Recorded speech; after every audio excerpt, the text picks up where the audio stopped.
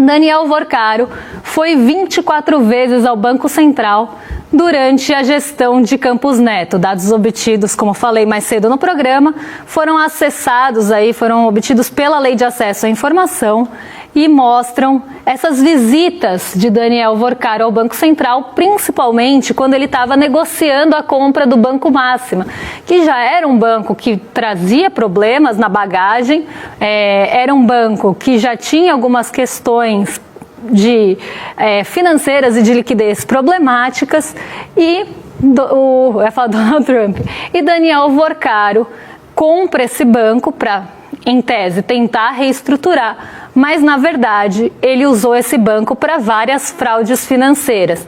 A gente sabe que o Master foi palco de muitas fraudes, principalmente de créditos que não existiam e que foram vendidos posteriormente, inclusive para o BRB. E principalmente para o BRB, que comprou na maior camaradagem, tendo seu controlador ali, o governador do Distrito Federal, Ibanez Rocha, que também sabia, já tinha sido alertado em relação às condições financeiras do Banco Master e que continuou nessa camaradagem, aportando dinheiro. Mas o que eu quero falar aqui? Essa figura do Campos Neto, inclusive tem outra matéria do nosso site que fala sobre isso, uma matéria do Kleber Lourenço, que é repórter aí do N1, que sempre aparece, é que o caso Master coloca Roberto Campos Neto no centro do escândalo e a operação investiga os ex-servidores da fiscalização do Banco Central, que são aqueles diretores que foram afastados, que deveriam ter feito a supervisão bancária, mas que estavam ali prestando inclusive serviços paralelos para o Banco Master, como consultores privados do Banco Master. E aí a gente entra num conflito de interesse, num conflito ético, que são os servidores do Banco Central, que deveriam ser responsáveis pela fiscalização do sistema financeiro, prestando serviços paralelos a um banco privado que estava todo enrolado e cheio de problemas. Mas vamos voltar aqui ao Campos Neto, que entra no centro desse escândalo, justamente não só por esses servidores estarem ali no momento da sua gestão, mas também pela quantidade de vezes que Daniel Vorcaro visitou o Banco Central. Tudo bem que ele estava negociando um outro banco, essas visitas poderiam acontecer, mas quando a gente olha os detalhes aqui da matéria, inclusive do nosso site, tem momento de entrada, tem o momento da saída, mas em nenhum momento, tem todos esses momentos, mas nenhum deles é sobre o que foi falado.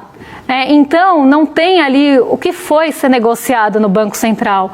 E um ponto bem importante é o que a gente já falou, inclusive, em outras ocasiões. O Campos Neto sabia dos problemas do Master e ele resolveu empurrar com a barriga.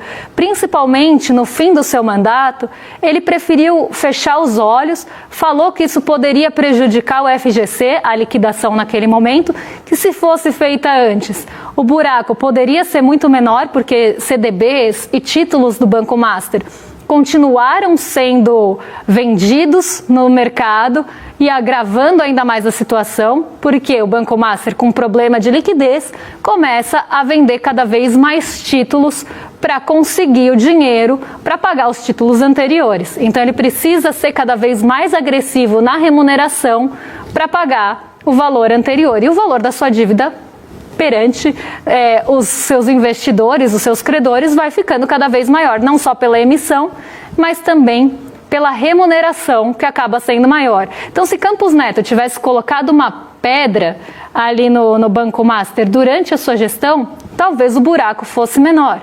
Mas não, ele continuou fechando os olhos para toda essa situação, e a situação ruim do Banco Master foi se agravando cada vez mais no sentido de um buraco maior para o FGC e mais também no sentido de fundos de previdência, por exemplo, continuarem comprando os títulos do Banco Master para colocar no seu patrimônio, mesmo sabendo que aquilo poderia ser dar ruim, que aquilo poderia receber um calote.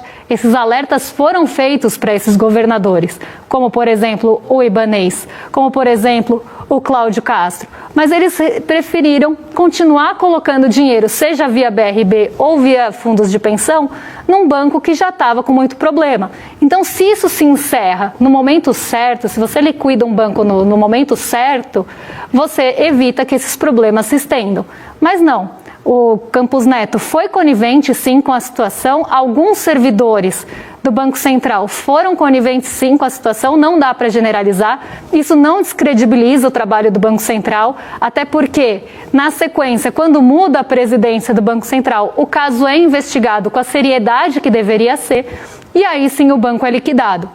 Eu sempre falo que o grande erro não foi o Banco Central liquidar o Master como estavam querendo falar nas redes sociais, aquelas pessoas que foram pagas, inclusive, para atacar o Banco Central. O erro do Banco Central não foi liquidar o Master. O acerto do Banco Central foi liquidar o Master e os seus bancos adjacentes que vinham trazendo problema. O erro do Banco Central talvez tenha sido não liquidar antes, poderia ter sido inclusive na gestão anterior. O problema do Banco Master não começa em 2026, não começa no final de 2025. O problema do Banco Master se arrasta durante anos, inclusive durante a gestão anterior. E aí a pergunta que fica é: para que foram feitas as 24 visitas ao Banco Central? Foi só para negociação de bancos ou outras coisas também foram tratadas lá? Isso ninguém sabe, porque os assuntos, os temas das reuniões não são especificados, mas mostram uma relação próxima, talvez, de Daniel Worcário ao Banco Central sob a gestão de Campos Neto, e mais do que isso, um Campos Neto, um presidente conivente que preferiu não agir e deixou para a gestão seguinte segurar a bucha, jogou no colo a batata quente do próximo presidente, e servidores que sim foram coniventes. O que não generaliza, o que não fala que o Banco Central não é competente para tal função, porque é sim, e mostrou que é, mas que tem algumas pessoas que podem agir sim, favorecendo um banco, como foi o caso desses servidores que foram afastados com razão, e de Campos Neto, que fechou os olhos e preferiu jogar para frente o problema para o próximo presidente lidar.